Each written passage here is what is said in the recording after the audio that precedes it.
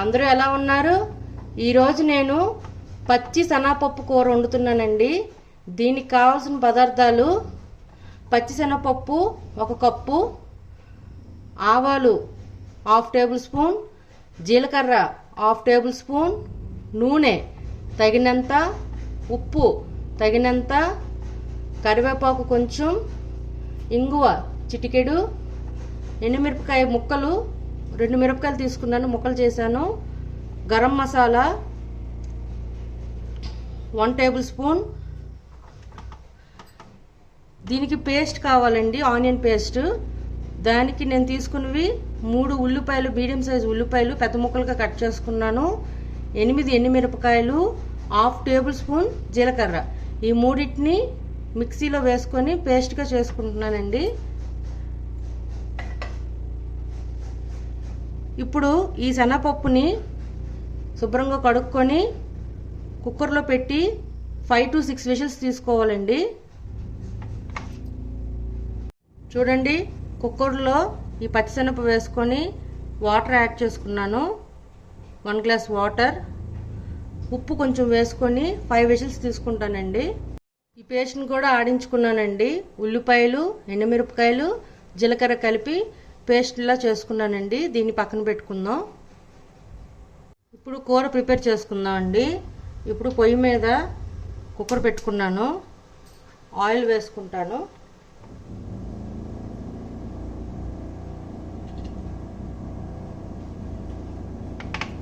దీనిలో ఆవాలు, జీలకర్ర, ఎండుమిరపకాయలు, కరివేపాకు, చిటికెడు ఇంగువ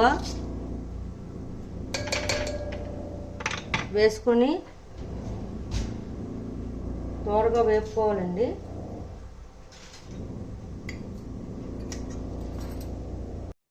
ఈ పోపు వేగిందండి. ఇప్పుడు దీంట్లో మనం ముందుగా గ్రైండ్ చేసి పెట్టుకున్న పచ్చి మసాలా దీంట్లో వేసేస్తున్నానండి.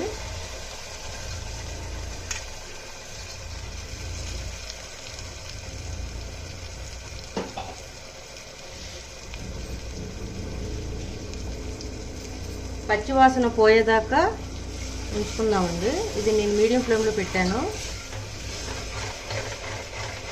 పచ్చివాసన పోయిందని మనకు తెలియాలంటే నూనె కొంచెం పైకి తేలుతుందండి.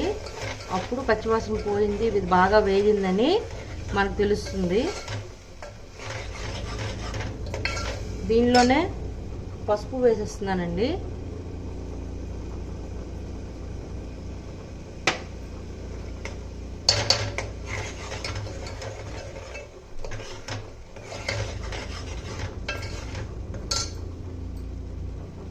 ఇది బాగా వేగిందండి. ఇప్పుడు మనం ఉడికించి పెట్టుకున్న శనగపప్పుని వేసేస్తాను.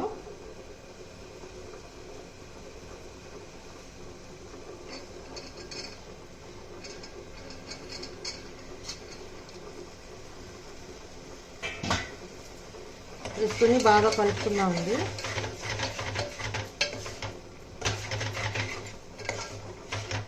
ఒక 5 మినిట్స్ అలా వదిలేద్దాం.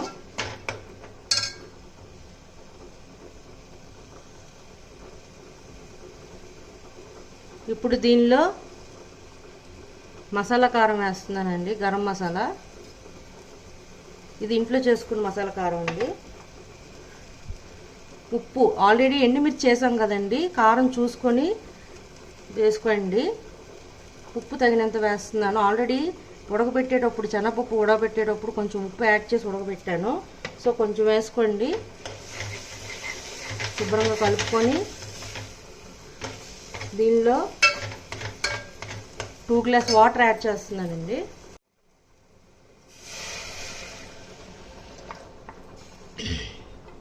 దీన్ని బాగా బాయిల్ చేసుకోవాలండి.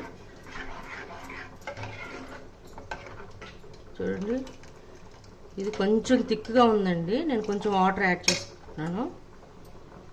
ఇంకో ఇంగ్రీడియంట్ మర్చిపోయానండి. దీంట్లో పచ్చి కొబ్బరి కూర వేసుకుంటామండి. కొంచెం బాయిల్ అవ్వడం స్టార్ట్ అయ్యాక పచ్చి కొబ్బరి కూర వేసుకుంటాము. నా దగ్గర ప్రజెంట్ పచ్చి కొబ్బరి కూర లేదు కాబట్టి నేను డ్రై కోకోనట్ పౌడర్ వేస్తున్నానండి.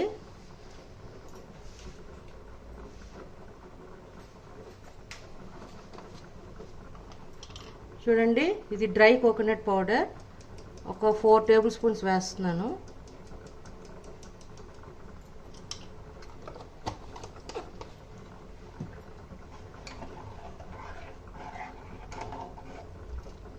కోకోనట్ వేస్తే టేస్ట్ చాలా బాగుంటుందండి.